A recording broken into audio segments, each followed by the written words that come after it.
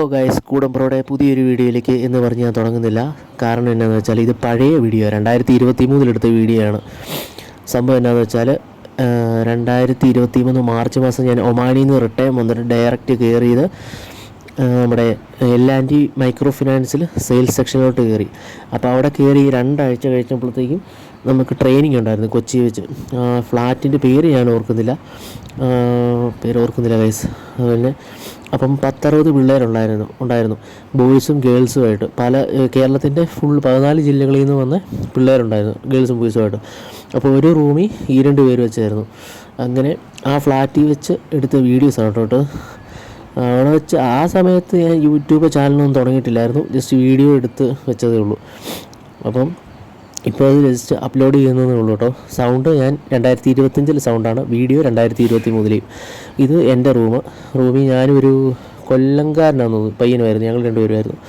അവൻ താഴെയുണ്ട്, ഞാനിപ്പം ജസ്റ്റ് റൂമിലോട്ട് കയറി വന്നു. അപ്പം കാർഡ് അവിടെ ഇട്ട് വെക്കണമായിരുന്നു, പക്ഷേ ഞാൻ കാർഡ് കയ്യിലെടുത്തു. സംഭവം എന്താണെന്ന് വെച്ചാൽ അവിടെ ഇപ്പോൾ കാണണേ ലൈറ്റ് ഓഫ് ആവും. കാർഡ് അവിടെ ഇട്ടാലേ ഉള്ളൂ ഫുള്ള് ലൈറ്റ് ഓൺ ആയിരിക്കത്തുള്ളൂ. അതെനിക്കറിയത്തില്ല ഗൈസ്. പിന്നെ ഞാൻ അവിടെ വെച്ചു ഗൈസ്, അതിനകത്ത് കാർഡ് ഇട്ടു.